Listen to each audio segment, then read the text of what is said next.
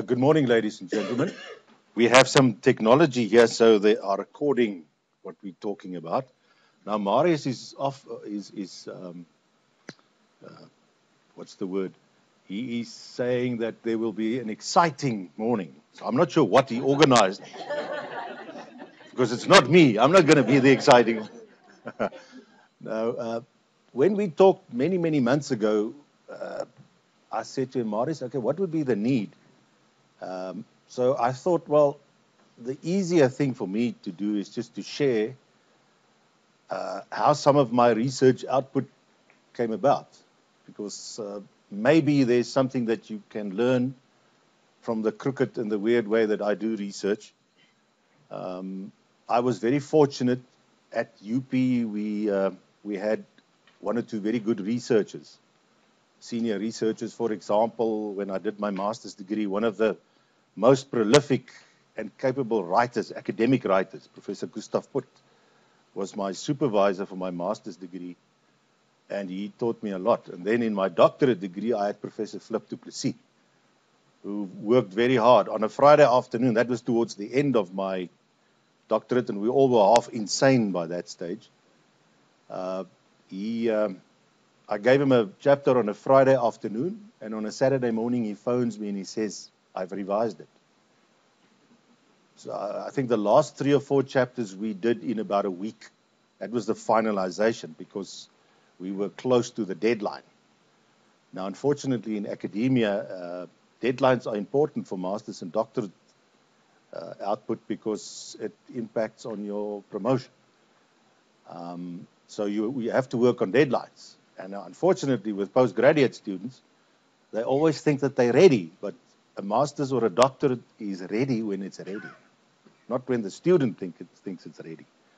So I really do sincerely hope that even if there's just one thing that you learn today, or that you can take a tip from, that it would be useful to you, because research is not an exact thing. It sort of floats about, and I remember when I wanted to start my master's degree in the early 90s, I was very passionate, well, I'm still very passionate about sport, although I do not watch Tri Nations rugby. I rather go and sit in a boutique, to be quite honest, because I just can't face us losing against. I mean, if Bafana loses against Burkina Faso, it's okay, I can live with that. But if we lose against Australia or New Zealand, I just can't tolerate it. So sport has been all along a very important driver, or in the background of all of my research, which is quite interesting. And I thought I would share that with you, because I would suggest that you, if you're still busy with thinking of perhaps your further research, and even after postdoctoral Van Heerden and Wessels and Van Reineveld, Professor Erasmus, I know you've got a lot on your plate, so I don't think studies really, but who knows? I mean, in a team effort, there is so much at this moment in the university environment which we need to really unpack and see, well, okay, what can we improve? I like the phrase becoming a prepared university. I'm not sure who coined that first in your environment, but I think it's important. It doesn't make sense to say, well, okay, the schooling system is terrible, we just have to live with it. So what can we do to become a prepared university? Heads, I'm sure you are prepared, because the things that you are doing absolutely amazes me in all the environments. Although I have a few scraps with some of you, Doctor and Alpheus, but in the end, we all work together to improve. So I would just like to say, even for your own studies, the best ever advice I got was from Professor Sig Marx. He was the guru of marketing. He started the first chair in marketing in 1971. So at UP, marketing started. And I'm very chuffed that I managed to get a position in that department, and that I managed to do a few degrees in marketing at UP, which at one stage was the better department in marketing. At this moment, it is TUT, Department of Marketing, Logistics and Sport Management. It's really one of the most exciting departments, because the variety of research opportunities is just amazing. It's just amazing. We're really sitting in a good position. And there are some keen researchers in that department, a number are completing their doctorates. In fact, we have more doctorates in marketing in that department than at UP, than that they have at UP. We have more NRF-rated researchers in marketing at TUT than at UP. In fact, we're the bigger university in terms of the number of rated researchers in marketing. It's not many, but at least we can say we have some potential in terms of doing good research. We are being flooded with master's and doctoral students because we have two programs that are very vibrant at this moment. That's marketing and logistics. We will have to expand our output, and we will probably have to look at the relationships with other experts. We are now probably about 6 months away from producing the first ever doctorate in logistics in about 10 years in the country, which is amazing. I mean, I find that very exciting. So, but within the limitations that we have, we really are positive about the research opportunities, and that's important. So, in fact, everything that we do, any engagement with a group of students or with a group of staff is a research opportunity. Might not be for publication in a journal, but it could be for a report or to improve a process or to improve the way we do things at TUT. I'm very, very positive.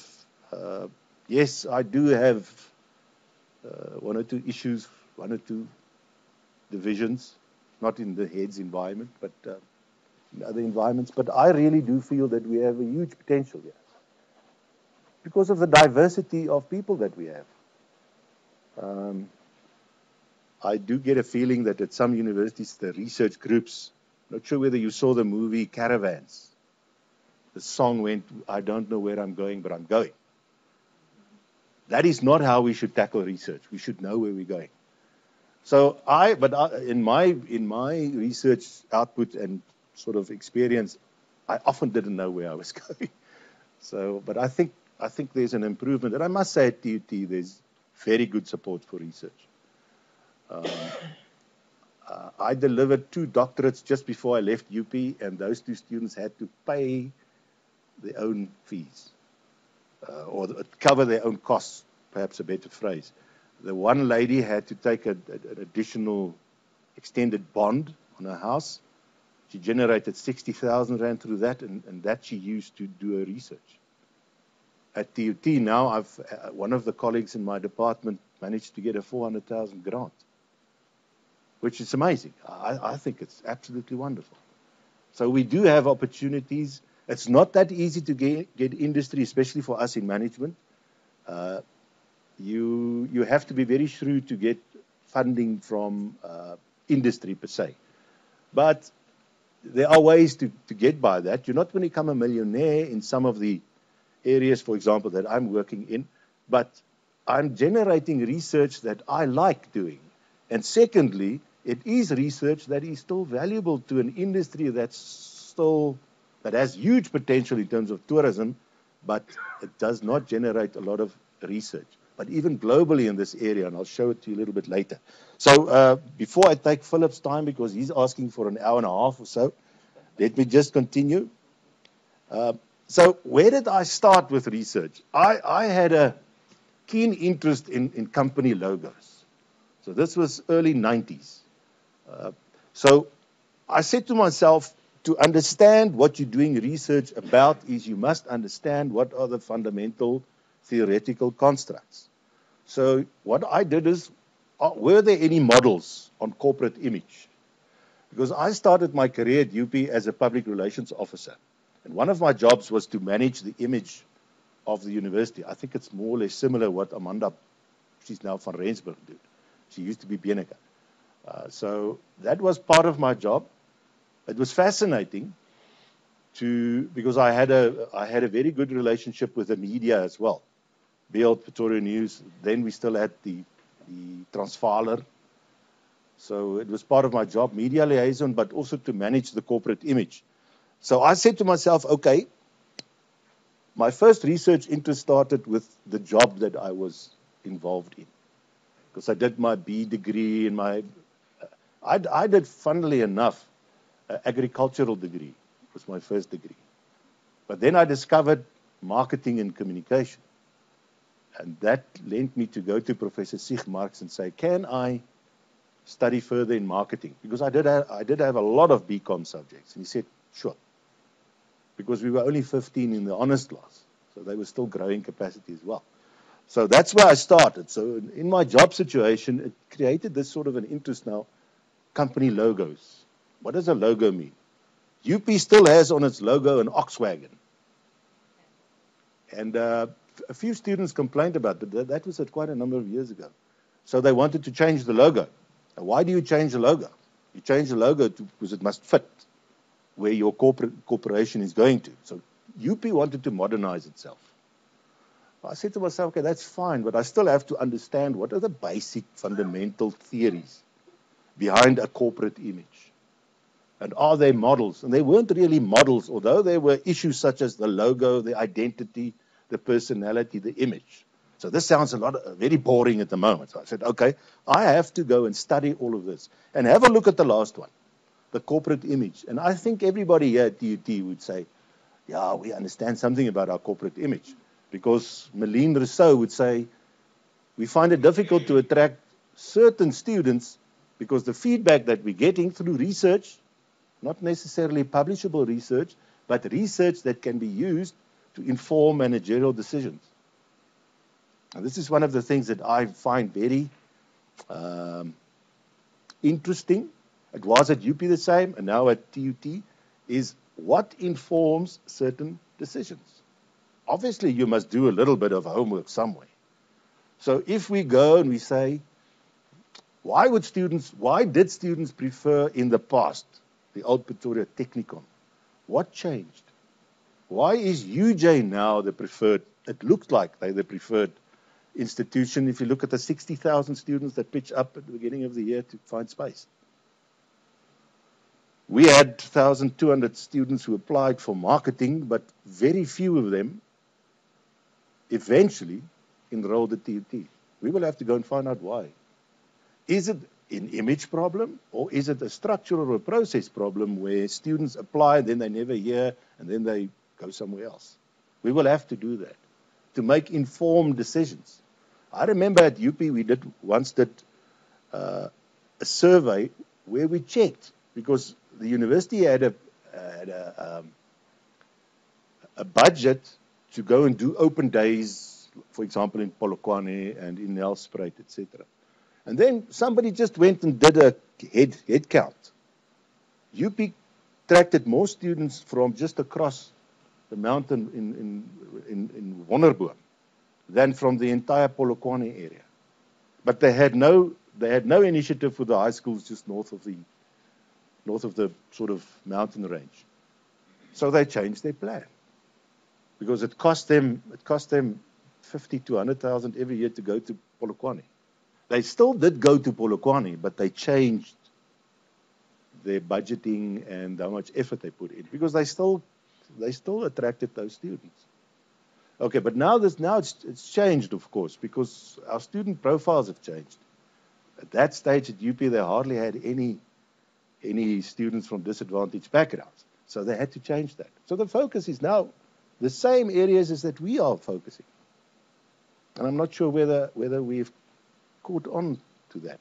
And I'm telling you, you would probably ask, but okay, where's your alliance at the moment? My alliance is with TT, not with UP, because I want to close that department down. That is what my thinking is. So now I must go and make an informed decision. How am I going to do that? And I will have to better understand my market. So in our environments, we do research every day. So you will know, you can get a book. There are some wonderful books here. How to compile a research proposal. And I know that you must also submit your proposal to ethics if you work with students. So your research skills must also be on such a level. It's not just going and jumping into the deep end and now you do research. So you will have to submit it to the ethics committee. Why do we submit something to the ethics committee? That is so that TUT's legal experts or legal body will support you if there's a bit of a problem somewhere. And it's a no-no in our department. Many of our master students want to do research on why children participate in particular sports. At this moment, it is so complex and it's so difficult that we rather tell the students, for example, one of my master students in sport marketing has changed from why students participate or non-participate to what are the role of parents and teachers in motivating students to participate in sport. So there the focus changes, and we hope that we're going to get better information to help the Tshwane Sport and Recreation Department to work on the parents and the teachers to improve sports participation, which will eventually improve fitness and health and eliminate or decrease delinquent behavior. But if you go to children, it's a difficult one. So always, this is another tip perhaps, beware of limitations. Beware of what is in the environment that will make it more easy or more difficult for you to do research. So, okay, just to come back to, so I thought, let's build a model. Now, in a master's degree, you're not supposed to build a model, but eventually it panned out. It was never from the start an intention to build a model. So, for example, a corporate logo, Nedbank, but I said to myself, literature says there must be some sort of an integration between these topics. And eventually, the ultimate is corporate image. Now, have a look at what corporate image consists of and compare it to at TUT. So if Malene Rousseau and Amanda van Rensburg, if they want to do research, this is typically the type of thing that they will have to look at. So, well, okay, if I need to manage the brand and the brand equity of this university, what influences a more positive image, corporate image? And now look at this. Well-executed public relations approach. I know that we had a seminar earlier this year where somebody said the atrocious spelling on the signboards at the gate. Linda, I think, can you remember? I can't remember where, the ALP somewhere, and I think, were you also? Yeah, still there. So this is an institution of learning, and we can't spell on our boards. Yes. And the people at the Garankuwa campuses, Soshanguve North campus, complain about how terrible it looks. So I hope it will improve. But the point is, in our building 30, I started here in July 2009. And in the lift, the one sort of hand railing on the one side was halfway to the ground. And the mirror at the back, full of cracks, still there. Calls have been logged by the dean. Now, Edgar is not a big guy, but he can threaten some people if he wants to. Even his threats didn't work. Because it's not taken seriously that the state of your lifts, when you bring people in, when you bring business people in for your advisory board meetings. I mean, when you climb into an airplane and you sit on the seat, yeah, well, that could be, yeah, it was sort of. But if you get into an airplane and you sit and you drop that tray and it's full of jam, you say to yourself, I wonder how clean the engines are. If they can't even just clean the tray, which is easy to clean, how clean are they? Can you see, there your image. And then frequent negative or lack of positive. I get the feeling that Villa de Ruyter and them, if there's no negative media coverage during the week, they say, oh, thank you so much. But what about lack of positive? Yes. I just want to ask, because this corporate image, in the environment that some of our students doing our master's degree and doctorate degree at TUT, in our group, we are now seriously worried about the value of our TUT qualification, especially post-graduate degrees, after what happened in the last 2 weeks in the media. Yes. The value of our master's and doctoral degree. Even we know how hard everyone tries to complete it, but we are seriously worried. Yeah. I would respond in this way, that I don't think at this moment the reflection is on the TUT doctorate or masters, because the question is that this is about another universities. But we should not sit back and say, we should now actively promote, and I think we should do more about those M&D students who complete their qualification at TUT. There should be a concerted effort where we'd say, well, okay, we should lift. I remember at a previous graduation in our faculty, there was, I think it was from education department. It's a gentleman who developed a translation tool for teachers. And it's such a groundbreaking topic. That should have been promoted more in the media by generating positive media coverage. And I think we must counter. That is my view. We must counter. But I don't want to say it too loudly, because then they're thinking that I'm aspiring for a job. But we have an expert, for example, in humanities, Professor Delarey van der Walt. He worked for many years on the corporate image of Northwest University. Get him in and to design a campaign where the people out there would say, wow, just look at what they're doing at TUT. Because the issue here was not a TUT doctorate. It was where this other person got his doctorate from, and whether it's a true doctorate. So let's be clear about that. But I've had a number of staff in my department who wanted to discontinue their doctorate at TUT and move over to UP. Now I know there is, but that now needs to be managed. I'm not sure whether it's my place to talk to the head of corporate affairs and marketing and say, well, you guys better do something about this. The ostrich principle won't work. No, unfortunately not. It won't go away. No, it won't. By itself. You're right. Yes, ma'am. Corporate personality. It's sort of an add-on, because the personality that you try to bring into your corporation, that influences your corporate identity. And corporate identity are two things: how you look and how you behave. Take it to a person, an individual. What is your personality? My wife said, I will force you to wear a tie today. It's not really part of my personality, but I think our climate, I rather like to work like Philip. He looks much more cool and relaxed. But no, the thing is, so your personality influences your behavior. Does it make sense? So in other words, your behavior is, what do you look like? What do you like to wear?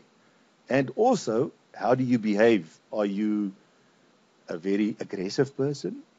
Are you somebody who questions? Are you a very nice, timid person? Philip is one of the nice personalities in the publishing industry. I'm a month late. Then he sends me a ringtone. Are you still thinking about me? Rather than sending me the stinker, you lazy rat. Where is your chapter? So he only allows me a chapter per book, because then he knows he's not going to wait too long. And there's another guy, Niels, who also suffers from the same. So, okay, just to come back to when you, who's your favorite cousin? Cousin. Yes, your favorite cousin. What is the personality of that cousin? You see, so that personality obviously influences how that person behaves. It's a very kind, meek and mild person that's probably very reliable, and that's why you like the person. But of course, it's not that you always have to be meek and mild to be likable. You have certain companies that make you feel comfortable with them because they're reliable. You know that when you go to the Wimpy and you buy a hamburger there, you are guaranteed to have indigestion. So I'm not making a joke of it. But what you must try and understand, they all sort of integrate. And eventually, all of that, the logo plus how you behave, plus what you look, the logo is part of what you look like. So logo is in fact part of identity, your visual appearance. So logo is part of it. You'll see in my research, I worked a lot on logo. Because why should you have a logo? When you travel overseas, in Moscow, for example, you see the McDonald's, you say, hey, but he has a friend. So I can go and eat my burger there, because this is a friend. I have the same friend in South Africa. So that's, and McDonald's, they have a particular personality, which is interesting in Moscow. I went into, now, when you go on a conference in a country such as Moscow, it's very, very expensive. So you usually get breakfast in the hotel, and there's usually a function in the evening. But halfway through the day, when you pop out, now you're hungry. Now, if you stay in the hotel, you pay 160 Rand for a sandwich that is about this thick. And there's some meat in the middle. I don't know what meat it is. I don't know. So I pretend it's luscious Karoo lamb, but it's not. Okay, so what you do is then you walk in, and I've never seen this before. I mean, in South Africa, we have a lot of people, but in Moscow itself, it's an enormous city. So when I got into the first McDonald's, there were 27 rows of people waiting to be served, like this. And I got at the back of the queue. My queue was about the shortest, number 15. And then there's a young gentleman came with a device in his hand, and he said, hello, sir, would you like to order? In English, thought it was wonderful. And I said, I want to order this and this and this. He said, okay, it's going to cost you so many rubles. Good luck. When you get to the front of the queue, give them this number. And then he gave me this number about 10 times so that I can remember what the number is. When I got to the front, my order was ready for 3 people. So that is the personality that they're building in. Although it's a lot of people, they try to make the experience a little bit more enjoyable. But then it was funny. We wanted to sit down, and it's a mass of people, hundreds of people. And then there's a guy walking, and he says, okay, how many seats? 3. So there was a 4-seater with one gentleman sitting at this 4-seater table. So he said, come and sit here. You won't do that in South Africa. You won't sit where somebody else is already occupied. That's how they work. That's the personality that they do. But what is nice, when you get into it, you see the McDonald's signage, you see the meals that you used to in South Africa, although they had a different thing there. They had potato chunks, which is very nice. When you go to Japan, for example, McDonald's, you see the visual cues that's very similar. But the food changes a bit because you can get rice. I beg your pardon? Yes. And the buns have a little bit of a sugar coating on it because the Japanese have a more sweeter tooth, I might call it that way. So can you see the personality that they try to build? They want to make it very familiar. And the visual things are also there. So in TUT's situation, how can we change our visual identity? Should it be changed? I mean, the flag, the old South African flag was, one of my brothers said, it's a much nicer flag than the old one. Much more colorful, much more appealing. So it is a massive industry as well, but I don't want to bore you with that too much. So where did my research start in corporate image building? I thought to myself, as a marketer, why would you put your logo on a golf ball?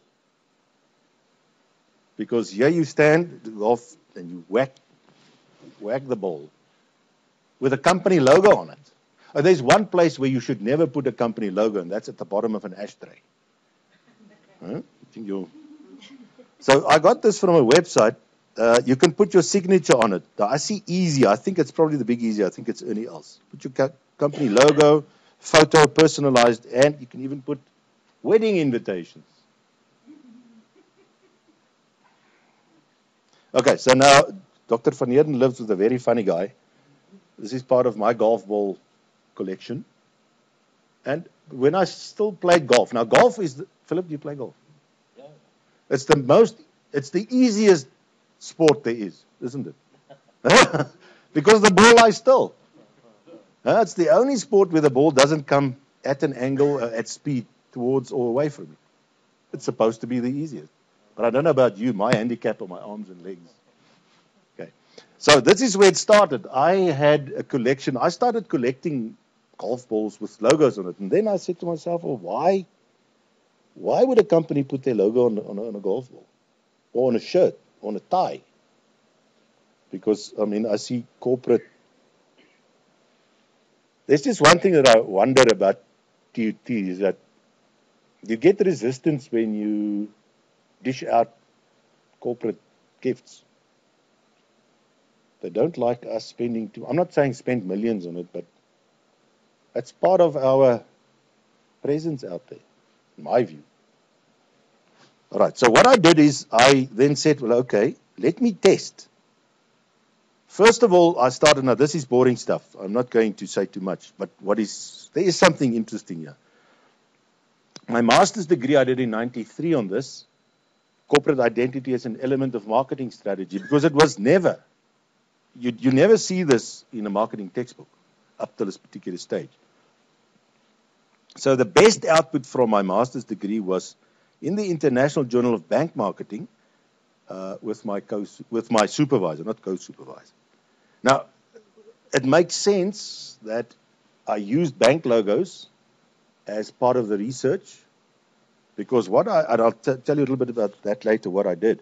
And then secondly, I also managed to get something published in a journal for design. That's for graphic design. And so it's two totally different journals. So what this says to me, I didn't plan it that way, but I managed to get output in two different categories of journals. The one is international bank marketing, and the other one was image and text. That was for design experts. So you can, from your master's or from your doctorate or even from other in-house research that you're doing, you can get published in different types of journals.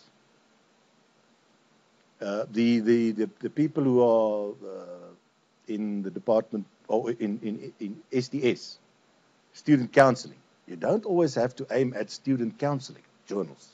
You can, what in fact you must do is you must check out there. I get so many of my sport marketing students who do a master's in sport marketing, who don't even know about the two. There's an African journal and there's a South African journal for research in sport in South Africa. And I find that amazing. What are we doing wrong that they don't even know? Hello, John. Okay, let me just continue. So, okay, what I did in my study is I took the logos. Now, look at all of the old banks. They don't exist anymore. It was an interesting spin-off from the study.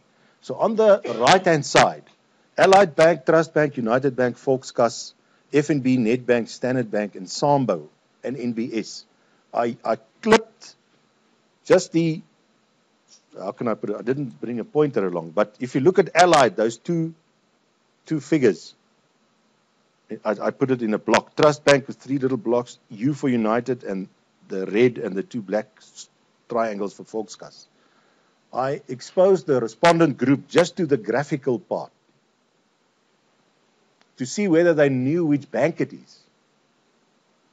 Because millions are being spent in managing a corporate identity and corporate symbols. But does it contribute to awareness, to loyalty, to a positive attitude towards the bank? And then we found interesting things, such as, for example, you'll see Sambo, 2 figures, Allied Bank, 2 figures. Huge confusion. And these two banks, building societies, were in different stables. So those two banking groups wasted a lot of money because their logos was not identifiable. Now, most often it would be the full Allied Bank. But if you put that graphic design on a golf ball, you're wasting money. People are just thankful, oh, thank you, I've got some free golf balls. They whack it around and they lose it, too bad. But there's no thinking, what is the value of that logo? So Permanent Bank on the left-hand side over there, my left, your left hand, on their golf balls, they had Permanent Bank more in full. So it's very dangerous often to cut your your logo. So this was a fascinating exercise. Nedbank, obviously, with the N, the U for United, were the top three. Now, FNB logo, you can see the tree. Maybe some of you can remember that there was this huge thing that they saw the ANC's. Yeah, all sorts of things in it. So, Nedbank, the N, U for United were the top two in terms of recall and recognizable. And we found a correlation that the more recognizable a part of the logo is, the more positive their own customers are towards that bank. But now what happened was, Volkskas, and now, this is interesting, Professor Johan de Jager, not T. Johan de Jager, but Northwest University, there's also Professor Johan de Jager. He was my external examiner, which was, in a sense, interesting for Volkskas till then, because he was the brand manager for all of these banks, those four on the right-hand side. And he said it gave them the opportunity now to change their logo to the new ABSA one, the Amalgamated Banks of South Africa. So can you see how a stupid little master's degree where you look at logos and stuff, eventually used by the bank to amalgamate all of them and to make it one bank ABSA, which I feel chuffed about. It's not that it wasn't brilliant research, but it had a practical consequence. So that's also important. When you do research, find a practical consequence that somebody can make a decision. Now, then Nali Bosman from ABSA, they fiddled around with a number of logos. So the labor union had an egg to lay. The staff had an egg to lay. Other stakeholders had an egg to lay. Customers all wanted, and they bogged down. They couldn't get to a final design. And Nali Bosman said, I'll pick and I'll choose. And he chose the existing one. And today, everybody knows ABSA. And they're very strong in sponsorship, which later on became a very important part of my research. So to me, it's interesting. I hope it's to you interesting as well, that you don't find it too boring. Maybe that's the one tip that you will find today, is that if you talk about research, make it as short as possible and not bore people too much. Okay, just a quick one. Do you know how difficult it is today to find examples of, in the olden days, where the logo and what the personality of the organization, where it ties in? I really had to spend hours on the internet to try and find these old logos, because I never kept them. Remember when I did my master's degree, it was before we had the fancy computer programs. I think I did in Harvard graphics, and I can't get that information from those files. Maybe somebody out there would be able to do. So I just thought, let me just quickly clicked, and I went to FNB's website, and lo and behold, there was a lot of stuff on. Now, the Olympic rings is also one of the most valuable brands in the world. And how they make it valuable is that if you put it onto a piece of material and you put it on a shirt or whatever, you pay. You pay a lot of money. And I think there's one body that really, that's FIFA, that manages their logo and branding, and they make a huge amount of money out of it. Even I had a look at FNB. Now look at social media, Google and Facebook. If you look at advertising, and this is just maybe the example that I wanted to show, there's a bank, they've got a logo, there's a corporate image through, we involved with sponsorship, we socially responsible, etc. Recreation, where they've got somewhere on that website, I didn't include it, where there are recreation opportunities. And I just thought I'll slip on the right-hand side bottom, the NBS. It was one of the most well-known brands at a certain stage in South Africa in terms of banks, with a banana. And look how they used this cricket sponsorship, put a sort of on the design, on the logo, which means that the money that you spend into designing logos, etc., where they pull it through to show what this company is involved with sponsorship. And sponsorship is later on a very important part of my research life. And then maybe just some other research with honor students, master students. We eventually, after 6 years, it led to the development of this model, which was then sent to a scientific journal, and it was accepted. Now, you don't always get it accepted the first time, but the whole run-up on how this model, where corporate identity, personality, logo, image, how they all tie together, and this is then a model that managers can use to determine how they can maximize their corporate image. Corporate image is what people think, what people believe, what they think they know of your company. And the more positive the corporate image, the better for TUT, the better chance we have is to attract good staff, good students, sponsorship, funding from the corporate world out there. If the image is not where it should be, what happens? You don't attract funding. Because it's an important part of any university's funding model is to also get third stream. If somebody at this moment, there's a short learning program in sport marketing at TUT and there's one at UP, where do you think the sport marketers would go at this moment? You don't have to answer. Just think about that. So we lose income if we're not the preferred. In theory, we have the experts at TUT. UP doesn't have experts in sport marketing. This is the funny thing. They would come to, and I'm not bragging, they would come to Van Heerden and Prinsloo, who's now at NWU. But if the image is not great, they're not going to come here. So just think about that. Okay, so this was then published in a ISI journal. Okay, at that stage it wasn't. And then further on, we tested the model further. In the end, the model was proven to be valid and reliable through all sorts of statistical testing. I'm not going to bore you with that. And then in 2004, we did the same methodology, but we used different banks because the logos changed. ABSA was now in the 93 model. This ABSA logo was still not in existence. And we found the same results. So there's another tip. After 10 years, more or less, we repeated the same methodology. But the respondents were different, but we got the same results. So which in a sense proved that the model is sort of reliable and there's some safety in using it to develop your corporate image strategy. So I hope I don't get too boring. Right, my second research focus area was in sport marketing and sponsorship. Now, have a look from master's degree 93 up to 2004. I think it's about 21 outputs, where you can take the same thing and build on it.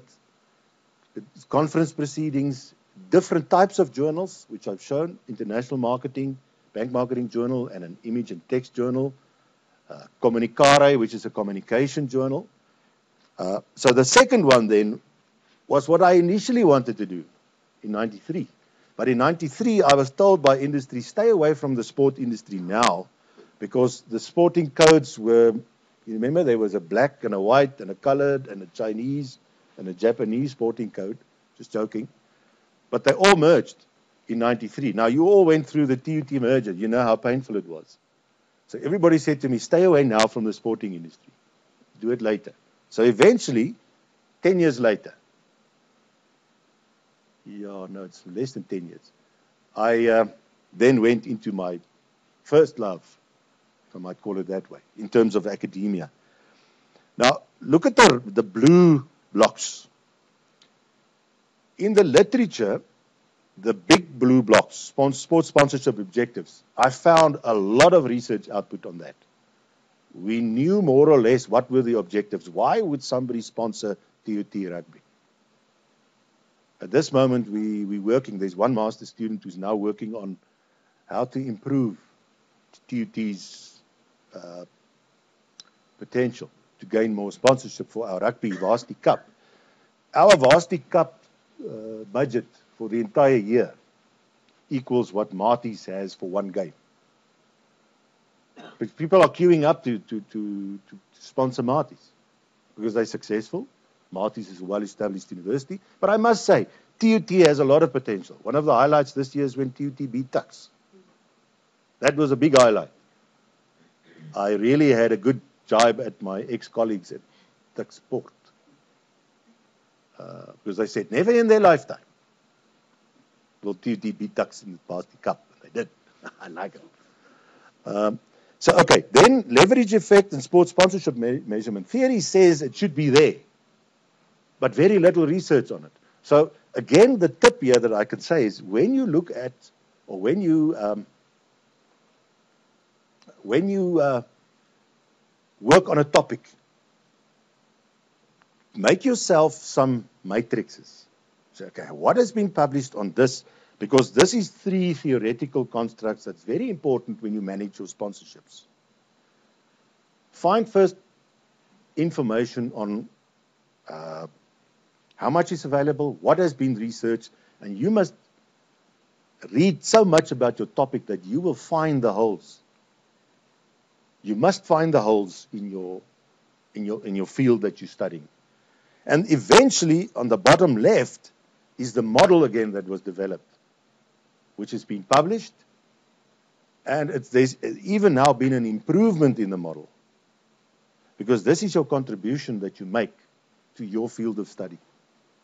So I would really encourage you to make a matrix and put in blocks, define what is this construct, so sports sponsorship objectives, what it's all about, leverage effect, measurement, etc. And then say, okay, where are the holes? Where's the area that I must do more or put more focus on? Because that will help you to improve the quality of your output. Get your master's with extension. Get a postdoctoral bursary. Get published. I know that getting published is not necessarily your biggest objective, but this helps. So what did I then do? The Raptor Awards, unfortunately, not in existence anymore, but I used the 99 and 2000 applicants. Raptor Awards is where they, according to a template, here's the template, where you complete a form by saying, it's like completing a portfolio. So, okay, this is how these are the objectives, this is how I leverage. Leverage means, if I spend R1 million per year on TUT rugby sponsorship, let's say I'm Alert Steel. Leverage means that you will have to spend another $1 million to $2 million to support your sponsorship. Any Griqua rugby supporters here? Anybody who likes the Griqua rugby team? Okay, Tony. 3 years ago, who was their sponsor? No. Wilde Klaver. Okay, do you know what Wilde Klaver is about? Yes, they're the biggest onion producer in the country. Can anybody tell me what that logo looks like? It doesn't include an onion. Yeah, it's a clover. All right. 4-leaf clover. So the point is, they forked out, I think, 3 to 4 million rand. But they did not have any corporate hospitality or public relations campaigns or advertising campaigns. They should have had in Gauteng at Green Grocers, fruit and veg. They should have had some promotions at fruit and veg for the onions, because they want to sell onions, isn't it? Otherwise, why do you sponsor a rugby team? So, can you see, that's what leverage means. You have to spend more money, because you give 3 million rand to the Griqua Rugby Union and say, okay, develop youngsters, buy Brian Abana or whatever. They will be stupid if they do it, but in any case. They should buy this fly off of Western Province, I think. But in any case, let's not talk rugby. It doesn't interest everybody.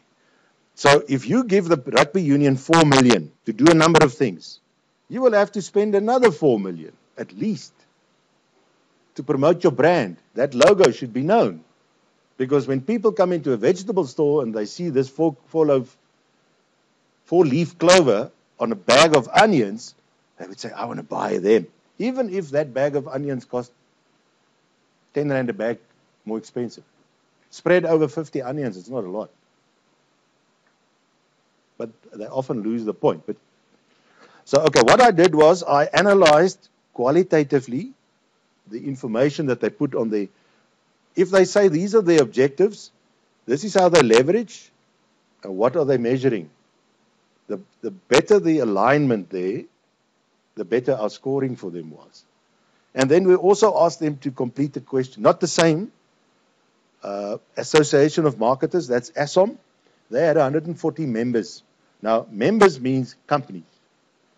All of the banking groups, SA breweries, all of the sports brands, Reebok, Nike, all of them are members of ASOM, and I sent them a questionnaire. And my first shot, I got 15 questionnaires back of the 140. Lesson learned.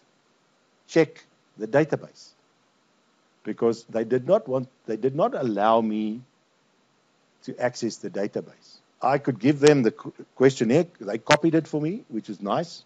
ASOM, the Association of Marketers, and they sent it out in their envelopes, which I only had to put inside the envelope that went out a return envelope with stamps on it. So that's what it cost me. It didn't cost me a lot, but I got 15 back. I was absolutely devastated. So then I had to go back to the Association of Marketers. Derek Dickens, he's the guy who designed that fish eagle. A brilliant artist, and a very, very nice, important guy in the industry at that stage. So we sat and we had a look through their database, and we found that probably about 65% of the names were out of date. Addresses were out of date. Remember, we didn't use email that much. So the advantage to ASOM was that we then I sat for days in Johannesburg, and we phoned each company. And we said, okay, now who's now the sponsorship manager or the brand manager or the advertising manager, whoever is in charge of your sponsorship. So that was also a valuable experience to me. So what I can say is, a tip is, check your database that you send the questionnaire to. I managed to increase the questionnaires that came back to about 50 odd, which you would say for a doctorate is not much, but at least I had 60 odd for the Raptor Awards as well. So I had a good database to work from to develop the model. Nedbank in that year took the top Raptor Award. Have a look at the logo again. So I picked up. Now, also an important tip here. On the right-hand side, it's very small, so don't worry with the detail. But I had to prove that the companies that I sent my questionnaire to represents the sponsorship community. So I knew in 99, 2000, the total sponsorship spend in South Africa was about 1.5 billion. So from the Raptor Awards, they had to divulge how much they spend on advertising, on the sponsorship and the leverage, etc. So I could prove that the companies that I checked their information was about 62% of or represents 62% of the total sponsorship spend in South Africa. So that is also very important. If you use lists of names from an association like this, or list of companies, and that you use them as your respondents, you have to prove that there's some representation for the industry. So I was lucky in that respect. That improves your possibility to get your paper either published at a conference, in a conference proceeding, or in a journal. And I'm lucky in South Africa, I managed to get 6 or 7 out of this, just in our local journals. By the way, I sent one of my articles to the Journal of Sport Management in the US.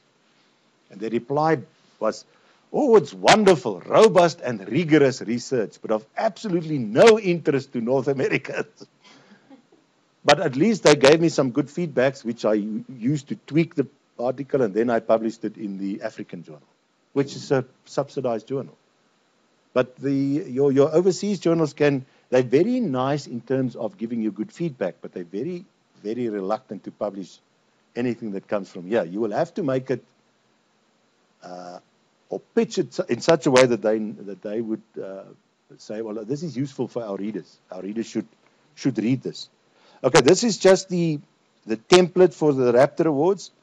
So as you can see, there's objectives, method of execution, there's leverage, strategy, evaluation. How do you evaluate? So it tied in with the model. So this is then how I started to develop the model from the research output. You'll see in the top there's a block, public relations, where PR is a very important part of marketing. Of sponsorship. So sponsorship is a way to communicate with publics. That's what the word public means. In Afrikaans, they translate it to openbare, but that's totally wrong. A public toilet is 'n openbare toilet. Public telephone is 'n openbare telephone, but public relations is not openbare relations. That public means a stakeholder group. And funnily enough, how wrong students are taught at university, especially those that still have Afrikaans. Okay, so then I devised certain blocks of the model. Have a look at measurement. Some of the ones in red, brand effect, corporate image, remember, recall, recognition effect.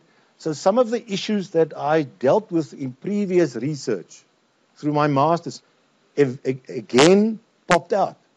Because there's a lot of aspects in marketing that really are always there. Air conditioners. Did you know that in South Africa we find it difficult to design air conditioners?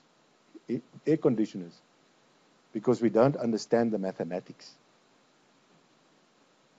We can't make it cheaper than the Japanese. It's about mathematics. I would have thought it's about physics or electricity, but it's about mathematics, which I found. So can you see, again, some of the same issues as part of corporate image? Now it's part of sponsorship. So there's this continue.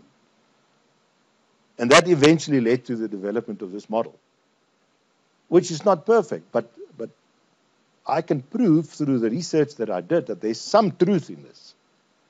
And that anybody who wants to sponsor can take this model and handpick a few of the aspects that are in those little blocks. Say, well, okay, this is how you can manage your sponsorship. I've had people from companies coming to me and say, please write us a report on why I should not sponsor. It happens. So I can take this model as my basis and say, okay, let's work through this model. Why should or shouldn't you sponsor? And for many companies, there's no good reason to sponsor. But the staff or executive on the board, his son is playing for Waterkloof High School. So now this company wants to sponsor Waterkloof High School because of the ego trip of the father. My third focus area, and this is where I'm now working on, is the top block. Marketing of sport products, marketing through sport, that's sponsorship, marketing by sport, that is how TUT should sponsor or should market itself, promote itself to attract sponsorship, for example. I'm still dabbling with that, but I found a new area. I said to myself, but there's professional sport, sponsorship. It's a huge game. In South Africa, I think it's now 4 billion per year. It's enormous. The biggest industry is advertising. I think it's about 12 to 14 billion per year. That's the spend. And some of the ads, they are now wasting their money. Those who watch TV frequently, I tell the students, we know that half of advertising is effective, but we don't know which half. But with sponsorship, if you measure the effects properly, you can determine that your sponsorship is, in a sense, effective. It's one of the very few marketing communication tools that is, the effectiveness can be measured easier. Because you often have, if you're a Varsity Cup, who's Varsity Cup sponsors? Steinhoff, yeah. And what type of a company is Steinhoff? Furniture. Yeah, which is interesting. I still have to bend my mind around that. Is what value are they getting from sponsoring student rugby? I know FNB is making a killing. They are attracting student accounts. Not necessarily at TUT, but some of the other universities. But what I find interesting is that there is a big presence for FNB down there. So it makes sense. Okay, so what I'm now dabbling with is non-commercial sport. Why would somebody play like my father-in-law? Every Saturday of his life, from about 30 to about 65, he played golf at Monument Park Golf Course. 4 of them together, same team. Once or twice, when one of the 4 members couldn't make it, I filled in. So, in other words, at that stage, I remember, now I'm talking about 15 odd years ago, golf clubs had a waiting list. Now they don't. What changed? Because husbands are not allowed to go and play golf every Saturday? I don't know. I haven't tested that. But one of my master students is now going to. Now, what is the consequence for that? If we can understand why the interest has gone down, we can enable the golf clubs to improve their offering. Is it too expensive? Is the food terrible? Halfway off. It could be even as simple as that. Okay, see the golfer. I'm not catching his interest there. So that's non-commercial sport, tourism. I haven't tested sex tourism yet. Cape Town is a very popular destination. And then recreation, birding, hiking, knitting, collecting, watching. Now, we have a degree in recreation management. So why would we have a degree in recreation management? Joan, is it easy to place those things? Yeah. No, but we're going to change in total because it's going to become more facility management as well. Where we are, if I can get permission, we're going to establish some walking trails. I'm not sure if the green people would say no, but we want to transform this campus into a recreation experience hub for the practical training for our students and to increase their employability, because that's ultimate what we want to do with all of our programs, to increase the employability. But it helps if we have postgraduates doing research in some of these areas, because I have, for example, their shopping. If I can get the money, I'm looking for about 10 million. I want to establish a shopping center on campus where our retail students and our logistics students will work the warehouses and the shops, and our marketing students would do the customer liaison and also act as customers.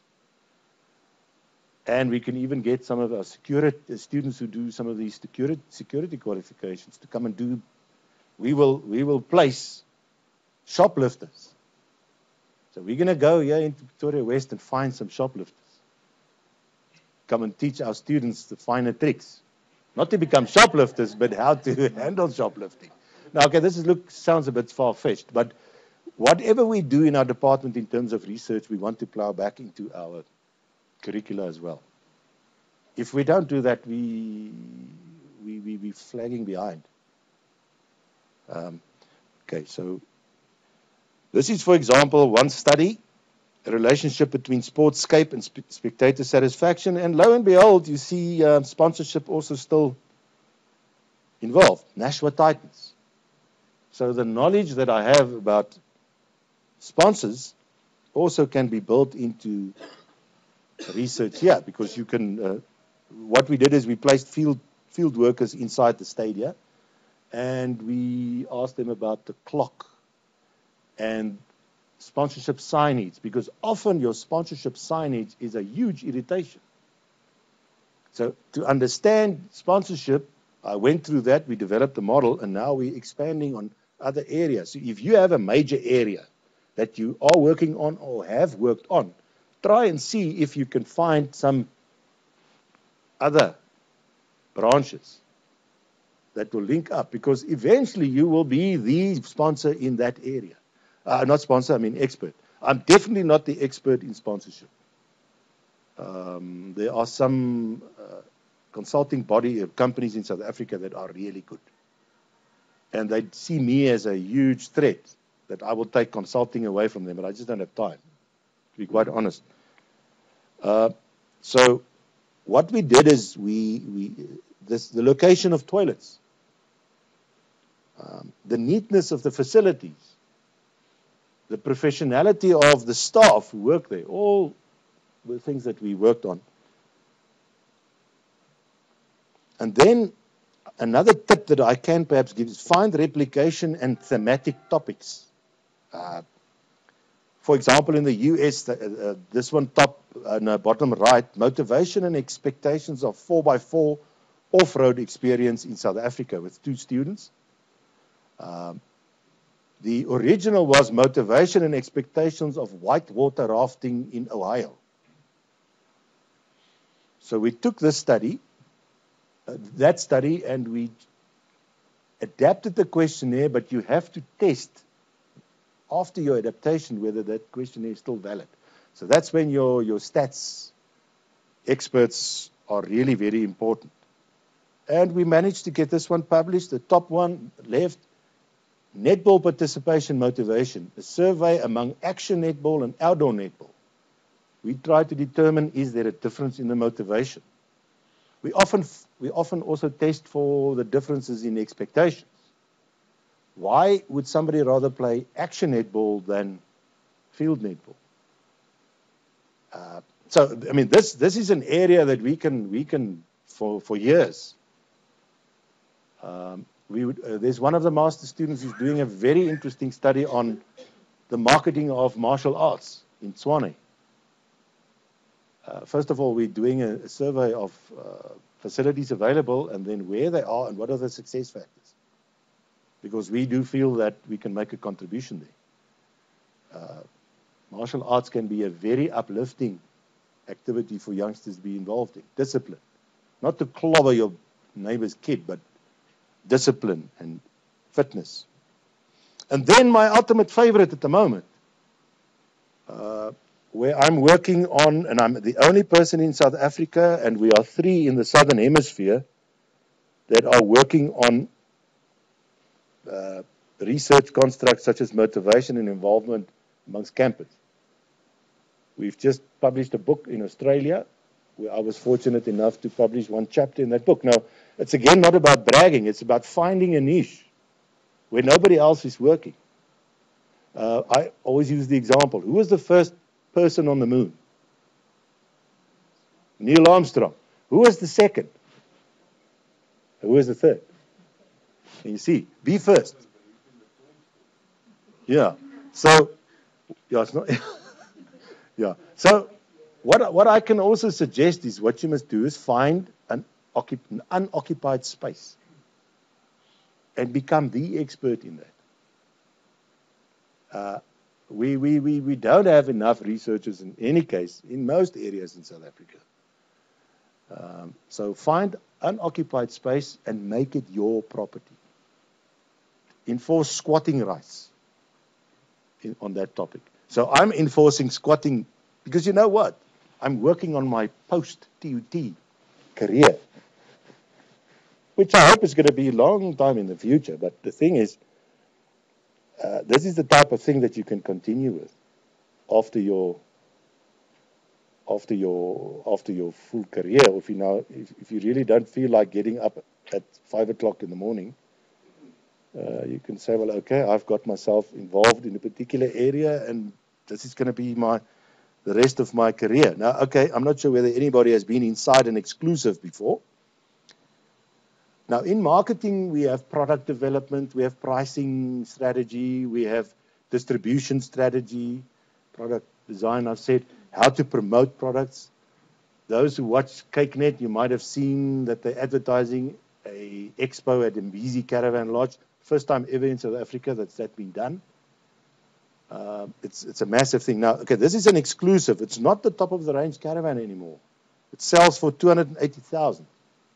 Now, you would say to yourself, why on earth would somebody buy something like this for 280? I don't know myself. We have to determine why.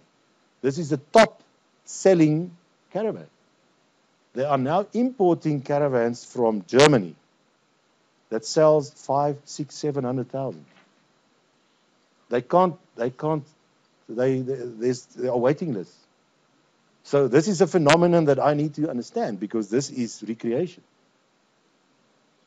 So we have to design our curriculum where our students who manage, for example, recreation facilities must understand what is the consumer behavior behind all of this. So it's interesting. It's interesting to me. And because nobody else is doing research on this, what a wonderful opportunity. And funnily enough, whenever I talked about this type of research at UP, they said, oh, you want to go on holiday. At TUT, they say, wonderful, because there's a lot of technology in this as well, which we need to establish. Yes. For example, if you think back at the caravan industry, I mean, a long time ago when I was a wee boy, your caravanners were people who like to walk with a toilet paper under the arm to a central ablution block and shower together and... Yes. I'm not sure about that. No, shower together. Yeah. We catch your drift. Yeah. So,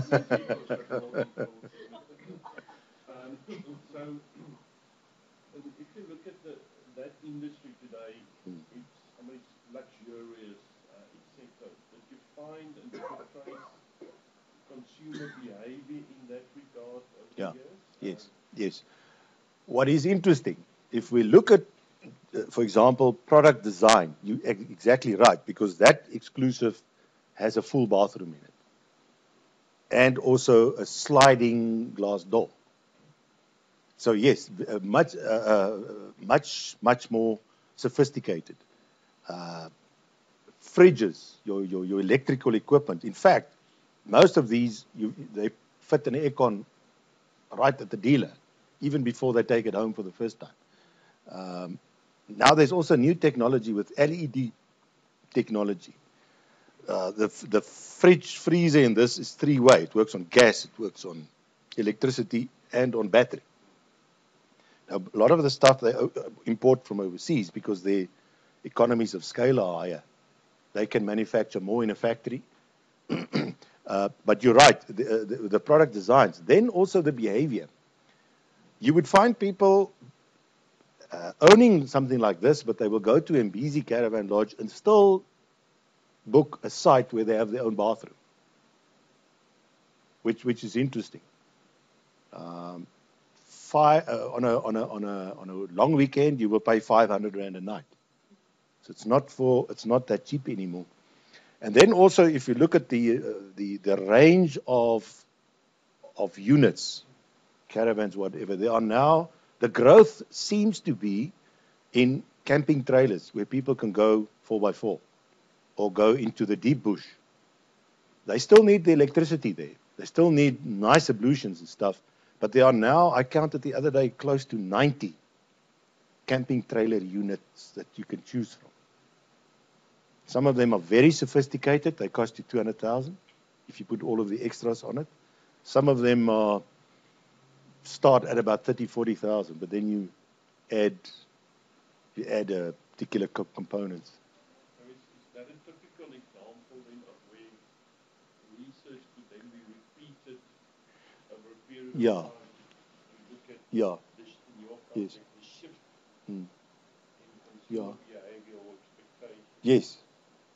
Because there's one large factory that manufactures these things. They're in Soshanguve. It's not too far from South Campus. So not always, but I always, when I go to those campuses, I have this urge to make a quick detour to the factory, but they are very busy people, they say. But the point is they have to do frequent consumer panels. Now, there's one thing that mind boggles me is I'm not sure from which planet they get the people when they do design of the upholstery.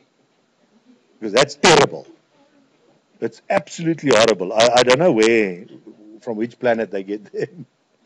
It's not people with with decent taste.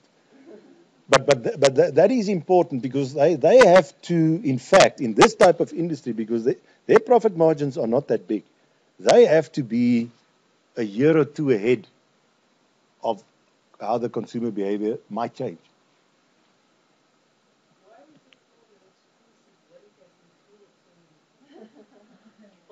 Yeah. I think they said it's exclusive. It's top of the range.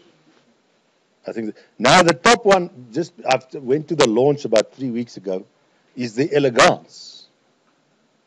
The Elegance is, but you see, there's also the local people now have to start thinking about the imports. So I don't want to bore you with the detail here, but they are now importing absolutely exquisite units from Germany. Europe is so far ahead of us. It's just amazing. We think our climate is great. We've got brilliant camping areas.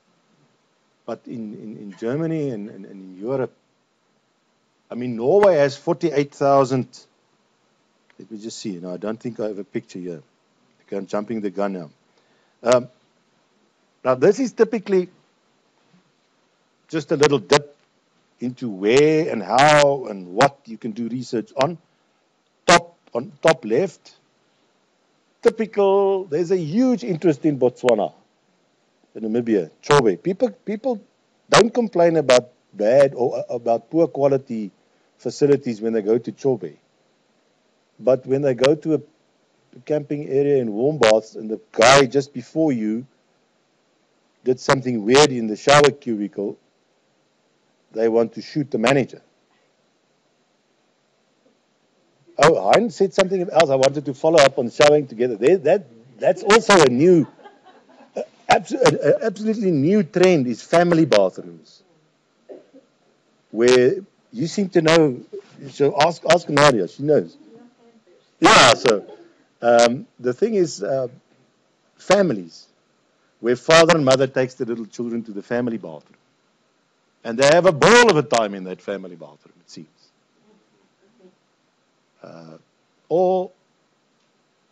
Yeah, okay.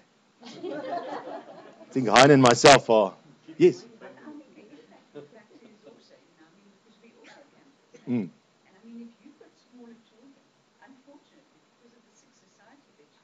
Yeah, true. Yeah.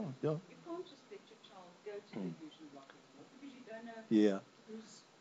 And the other thing is, a practical thing is, and I don't want to belabor the point now, is that father and mother can pass the children on. You have a family bathroom with this nice shower in it, and you wash the youngster and you pass it on to the, dries it off next. Yeah, it's like a... But that's the consumer behavior, how it's changed. For some people, a camping experience, they don't want to even see somebody else. For others, there must be a super tube, a heated pool. They must be able to buy Black Label in the little liquor store on the campsite. It's interesting. It's not a single thing anymore. There are so many different needs and tastes. But the growth is in the camping trailers. The growth is in luxury. And it seems that still people willing.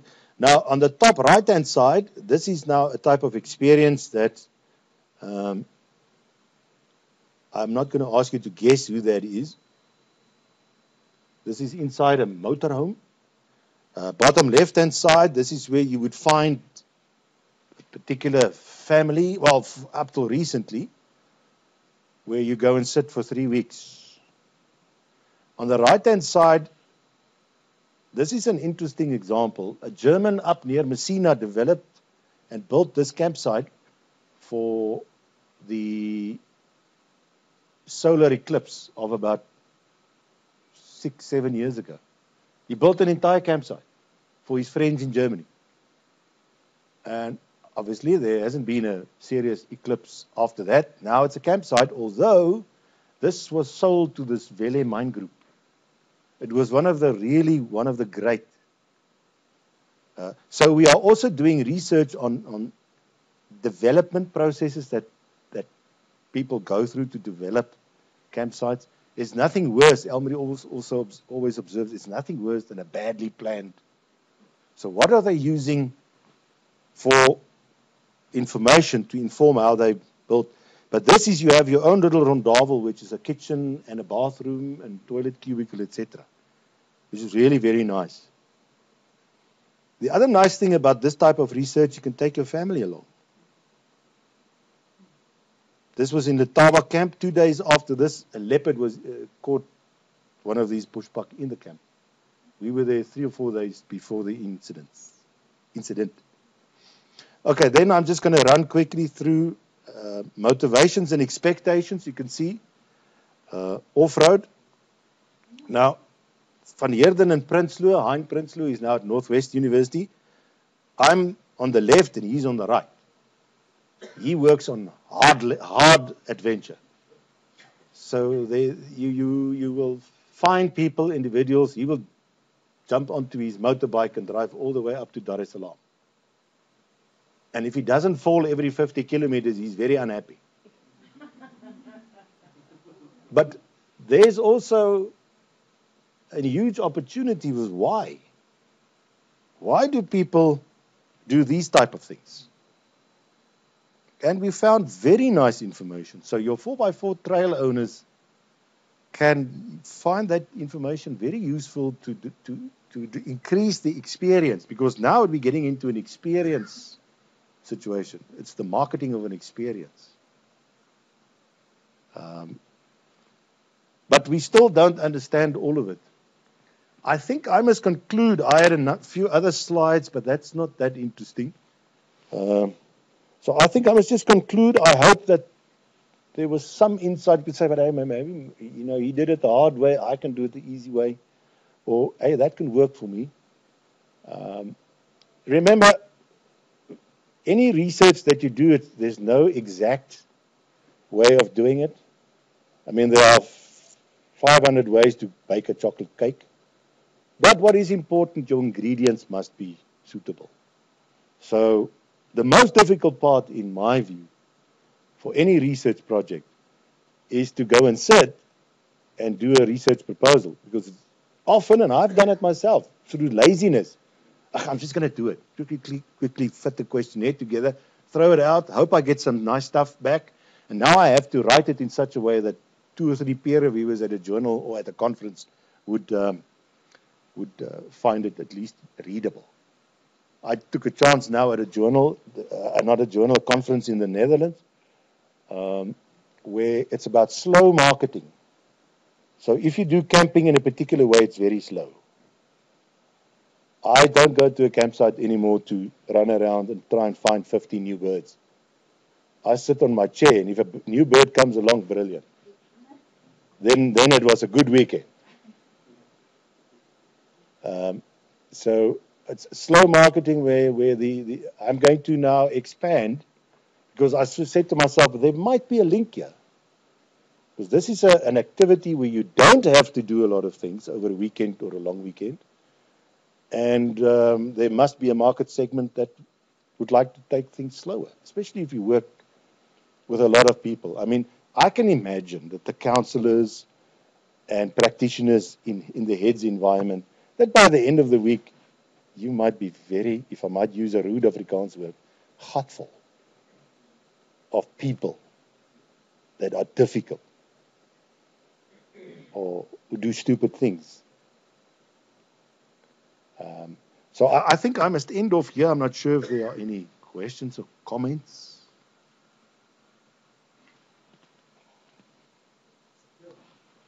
Oh, sorry. The last slide, just about interest. This one. Perhaps it could be another field of interest. In your opinion, in terms of research people, how many of left That is an absolutely brilliant question. Maybe just the question was some of these outdoor and recreation activities. What is the penetration into other language or cultural groups? And it is very low. So yes, research can even go into why aren't you doing it or why aren't you participating? Because, I mean, the caravanning industry is very small in terms of penetration of the entire population. We don't have market information, but at the moment in South Africa, there are 110,000 registered caravans. Okay, we don't know how many people camp just with tents or with camper trailers. That's not included. We can't find the info. But you're absolutely right. This is, for example, some of the studies that we are planning in our department. We are looking in relation, in conjunction with Department of Sport and Recreation, to have a look at the penetration of certain sporting codes, which we think is a positive type of sporting code. And why is it low? Is it because of lack of interest from parents, for example, or a lack of funding? So that's a very, very good question. And yes, this opens up such a nice field that somebody can really, I mean, it could be a 10, 15-year project. And also then to see, well, if Department of Sport and Recreation put promotions in place, how effective is it? It's a difficult way to do research because it's not always easy to determine that the promotion activity does have an influence on the behavior. But it is possible to go and do some experimental research. And you know, this type of research, there's a lot of psychology in this. So you must delve deeper in your knowledge of consumer psychology. So it's a never-ending stream. We can fill our journals in South Africa with this if we do it properly, because hardly anything has been done on it, and we still don't understand, as you said.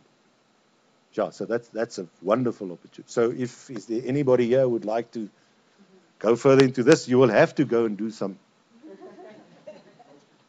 I just wanted to say that the presentation was mind-stimulating because I've learned a lot about the practical aspect of research. Thanks. I wish other students who are busy in research to be exposed to this presentation and learn that research is not only theory, but it has to be practical. And it's fun.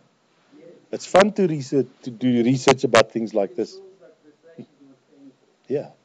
Look, when you do the stats and stuff and writing out the literature review, it's a challenge. But in my view, this is so interesting.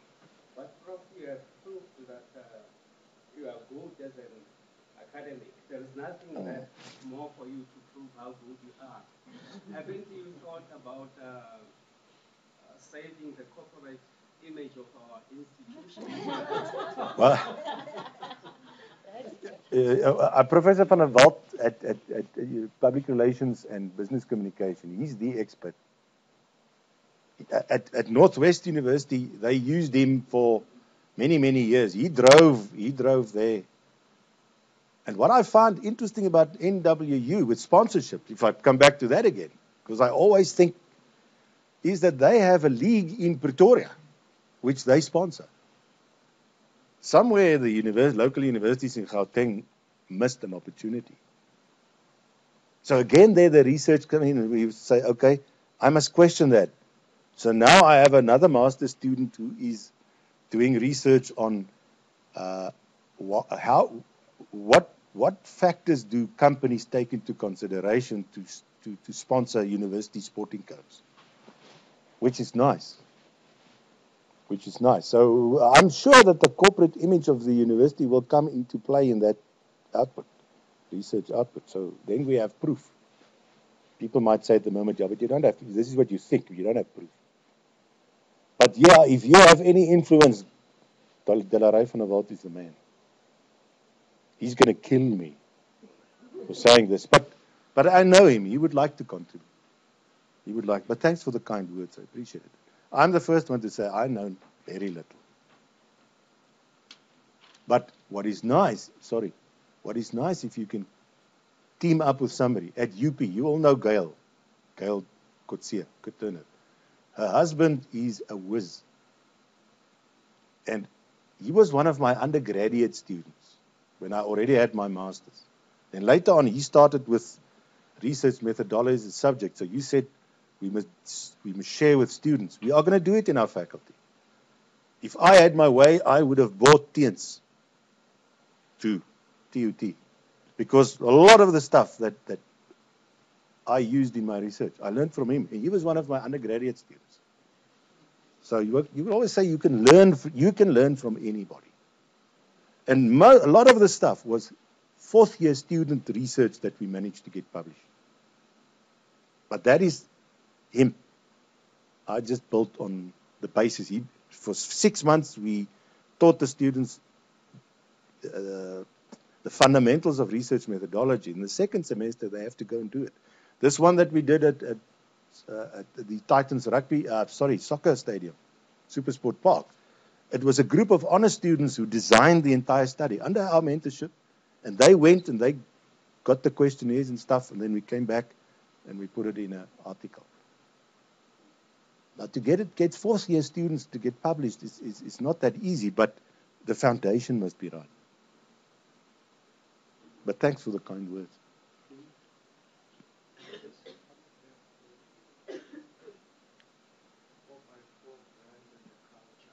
Yes.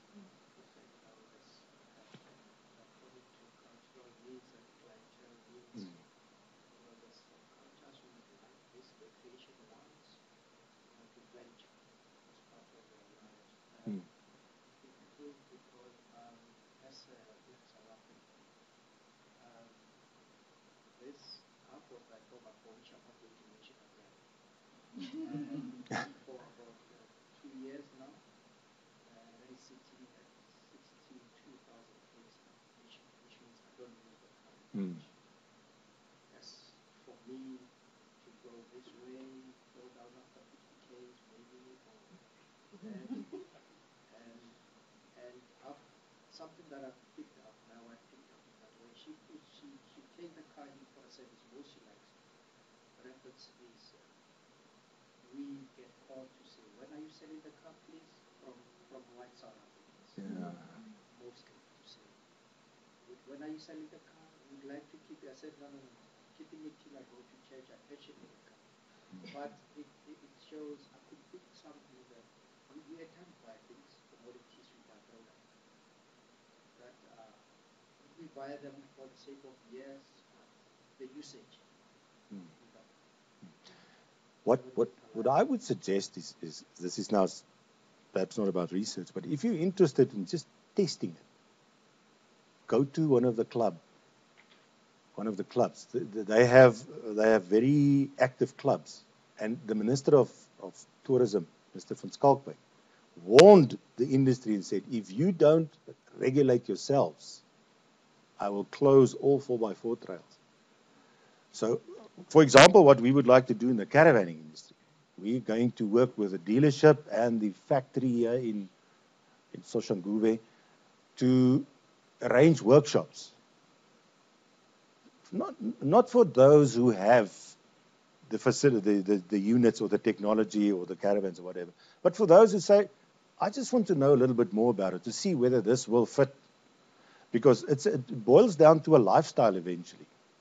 And a lifestyle, and also, so what we want to do is with all of these type of activities, we're going to look at, first of all, the big ones in terms of the contribution to the economy. To see, well, okay, there must be market segments out there who are either too scared or they don't think, I don't like the look of these guys who drive with these 4x4s. But you will find high business professionals, and they're well managed and well organized. They're very professional. And that is something that we need to do based on the question that she asked. Is the penetration is low in certain market segments. Why? And what can be done to grow? Because, yes, one would say, but this is a rich man's thing, but not necessarily. But the contribution to economies, like warm baths, if it wasn't for the 10 or 12 caravan parks in warm baths, that economy would be maybe 20% from what it is now. I mean, there's even a tacky town now. Some people that I know can't live without a weekly visit to Woolworths food store.